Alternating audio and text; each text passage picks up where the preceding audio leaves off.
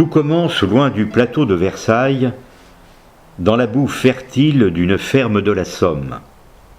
En 1908, deux frères, Gaston et René Gaudron, sont animés par un génie inventif pur.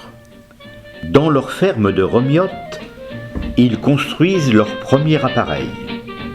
Mais à cette époque, les moteurs manquent de puissance. C'est alors Luciole, une jument de course à la retraite, qui tracte le frêle aéroplane pour lui donner son élan vital. De ce décollage héroïque naît un empire. Si Gaston disparaît tragiquement en vol durant la Grande Guerre, René transforme l'aventure artisanale en un titan industriel.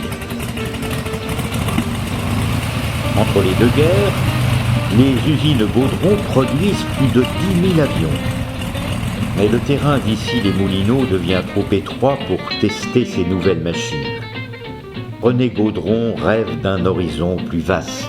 En 1930, il jette son dévolu sur le plateau de Versailles. Les 23 hectares acquis s'étendent sur deux communes, Guyancourt et Voisins-le-Bretonneux. Un dilemme géographique se pose immédiatement pour le nom de l'aérodrome. Bien que le cœur du terrain batte à Voisins, les Gaudron redoutent une confusion avec Villers-Bretonneux, commune célèbre de leur Picardie natale. Pour protéger l'identité de leur entreprise et éviter les erreurs administratives, ils tranchent. Ce sera l'aérodrome de Guyancourt.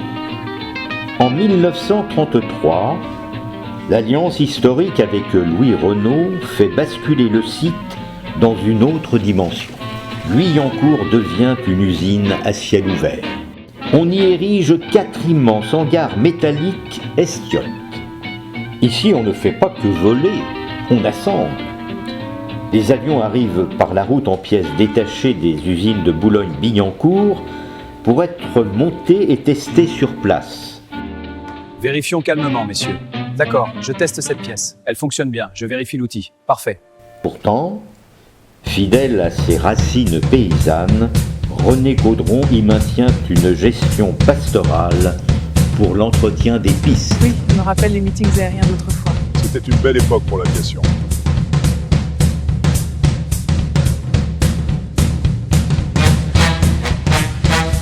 Le réglage est presque fini. Parfait, on vérifie les listes ensuite. D'accord, approchez.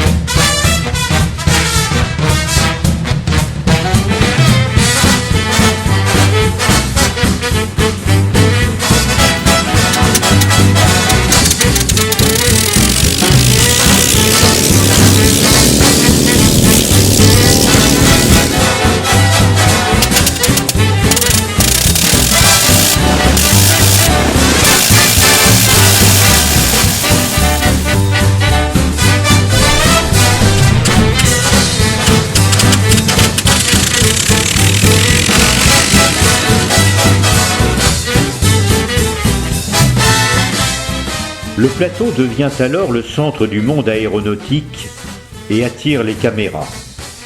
En 1936, Antoine de Saint-Exupéry écrit le scénario du film Anne-Marie, tourné au milieu des avions Gaudron.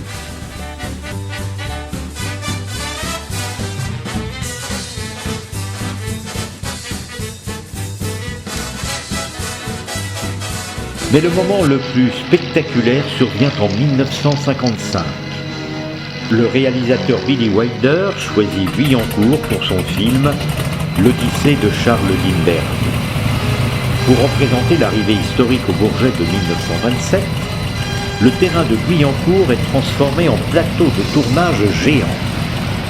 Sous les yeux de la star James Stewart, plus de 5000 figurants habillés à la mode des années 20 envahissent les pistes pour saluer l'exploit. Guyancourt n'est plus seulement un aérodrome, c'est le double cinématographique du Bourget pour le monde entier.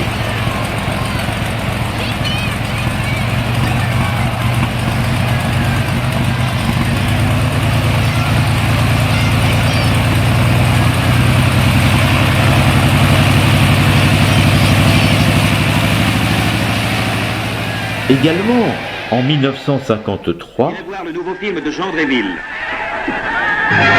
Le film que tout le monde attend. Horizon sans fin.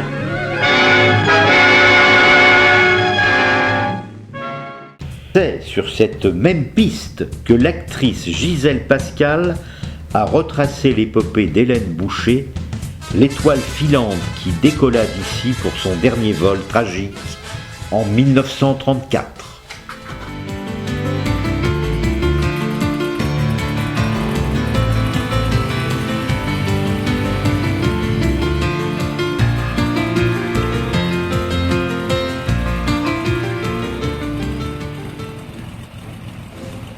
« 1940.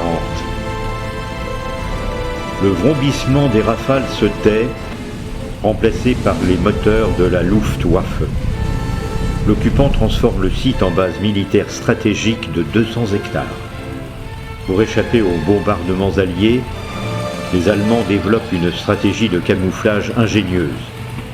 Ils aménagent des alvéoles sous les bois de la Mérantaise et de la Croix du Bois pour y cacher leurs chasseurs Focke-Wulf.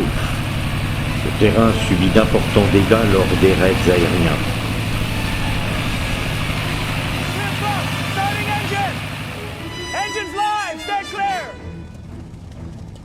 Allez, poussez! Plus fort vers la droite! Attention aux branches!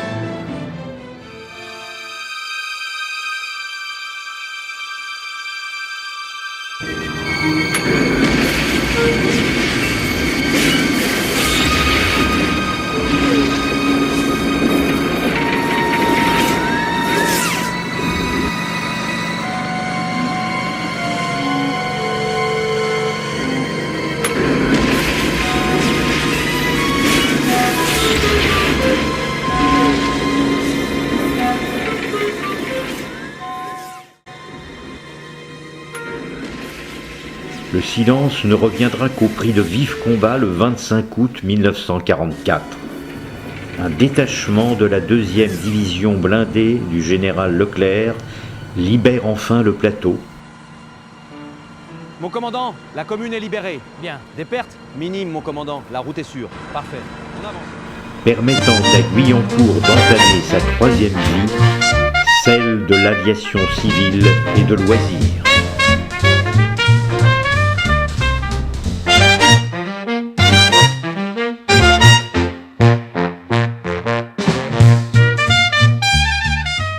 Après-guerre, sous l'égide d'Aéroports de Paris, Guyancourt devient le géant de l'aviation légère.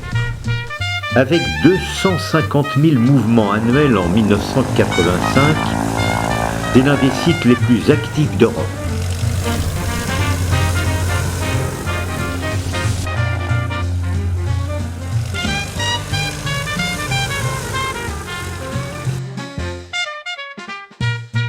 Mais la passion s'y décline aussi en miniature.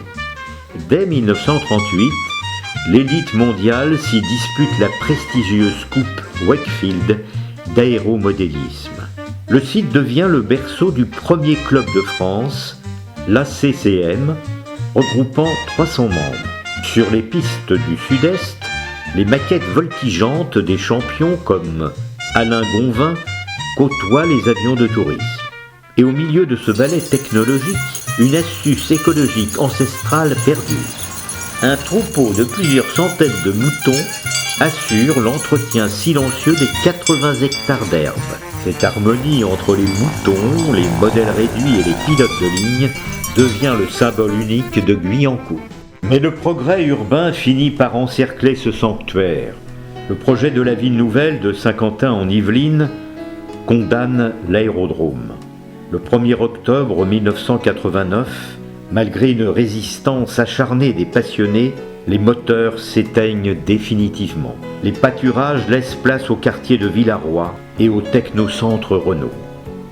Aujourd'hui, l'aérodrome a disparu physiquement, mais il suffit de lire les plaques des rues pour comprendre que l'histoire est toujours là. Jacqueline Auriol, Roland Garros, Saint-Exupéry, autant de noms qui rappellent qu'ici, pendant 60 ans, le génie des Gaudrons et l'âme d'Hélène Boucher ont porté la France vers les nuages.